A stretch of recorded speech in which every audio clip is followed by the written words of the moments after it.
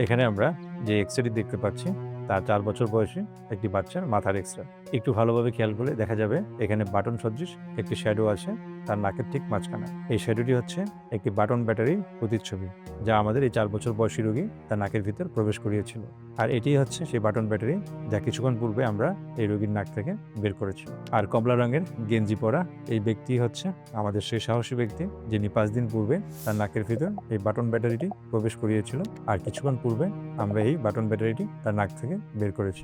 আমি আমার ভিডিওতে প্রায়ই বাচ্চাদের নাক কান গলার বিভিন্ন ফরেন বডি সম্পর্কে বলে থাকি এবং সবসময় এটা বলার চেষ্টা করি, বাচ্চারা নাক কান এবং গলার ভিতর যেসব জিনিস প্রবেশ করে তার মধ্যে সবচাইতে বিপজ্জনক হচ্ছে বাটন ব্যাটারি। কারণ এই বাটন ব্যাটারির ভিতরে থাকা বিভিন্ন রকম কেমিক্যাল এবং ইলেকট্রিক কারেন্ট আমাদের শরীরের মিউকাস ঝিল্লি এবং পানির সংস্পর্শে এসে বিভিন্ন রকম কেমিক্যাল রিঅ্যাকশন করে, যার মাধ্যমে আমাদের মিউকাস ঝিল্লিতে লিকুইফ্যাক্টিভ নেক্রোসিস হয় এবং এই নেক্রোসিসের মাধ্যমে আমাদের শরীরের বিভিন্ন অর্গান ছিদ্র হয়ে যেতে পারে। এই জন্য বাটন ব্যাটারি অত্যন্ত ভয়ানক। বাচ্চারা নাকের ভিতর বাটন ব্যাটারি প্রবেশ করলে এই কন্ডিশনকে আমরা এক্সট্রিম মেডিকেল ইমার্জেন্সি বলে থাকি। এর কারণ হচ্ছে নাকের ভিতর বাটন ব্যাটারি প্রবেশ করালে যদি 2 ঘন্টার মধ্যে বাটন ব্যাটারি বের না করা হয় তাহলে 2 ঘন্টার মধ্যে নাকের ভিতরেই এই বাটন ব্যাটারি লিকুইফ্যাক্টিভ নেক্রোসিস স্টার্ট করবে এবং এর মাধ্যমে বাচ্চার নাকের যে পার্টিশন থাকে সেটি ছিদ্র হয়ে যেতে পারে এবং অন্যান্য স্ট্রাকচার ড্যামেজ হতে পারে।